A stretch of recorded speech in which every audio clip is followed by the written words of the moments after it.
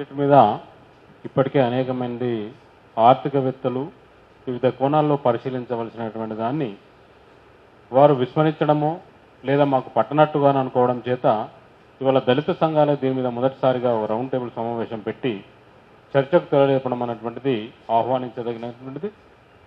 మనము తెలంగాణ వచ్చిన తర్వాత కానీ లేదా స్వాతంత్రం వచ్చినప్పటి నుండి కొన్ని అంశాలను పరిశీలిస్తే ఈ ప్రభుత్వము ఎవరి కోసం పనిచేస్తున్నది, ఎవరిని నెగ్లెక్ట్ చేస్తున్నది అనేది. ఈ దేశంలో రవాణా సౌకర్యం పెరిగింది, ఈ దేశం లోపల మౌలిక వసతులు పెరిగినవి, ఈ దేశంలో పారిశ్రామిక రంగము అభివృద్ధి చెందింది, ఈ దేశంలో ఉత్పత్తి రంగం పెరిగింది, మార్కెటింగ్ రంగం పెరిగింది.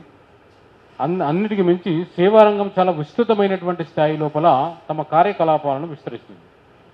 ఇన్ని విస్తరించి ఇన్ని రంగాల్లో ప్రగతి సాధించినప్పటికీ కూడా అసలు తమ జీవితాలు, జీవన గమనము, జీవన శైలి మారినటువంటి రెండు వర్గాలు, ఒకటి గిరిజనులు, రెండవది దళితులు.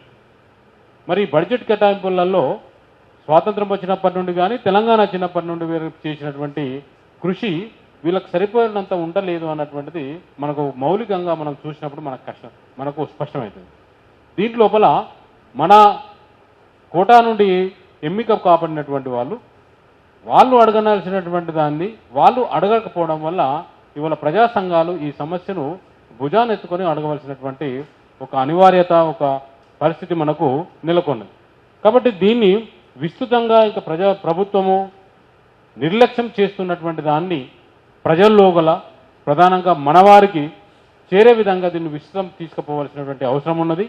ఈ బడ్జెట్ కేటాయింపులు చేయడమే కాదు, కనీసం కేటాయించిన దాన్ని 100% ఖర్చు పెట్టుకునే విధంగానైనా మన ఎమ్మెల్యేలను, ఎంపీల మీద ఒత్తిడి తీసుకొచ్చి ఖర్చు పెట్టించుకుంటే కనీసం 100% నువ్వు ఎంతైతే చేసినావో, నువ్వు 16,000 కోట్లు చేస్తే 16,000 కోట్లు ఖర్చు పెట్టమని చెప్పేసి ఒక ఒత్తిడి తీసుకొచ్చే కార్యక్రమాన్ని, ఉమ్మడి కార్యక్రమాన్ని చేసుకున్నట్టయితే కనీసం కొంతలో మనకు మేలు జరిగే అవకాశం ఉందని చెప్పేసి నేను భావిస్తూ ముగిస్తున్నాను. Thank you.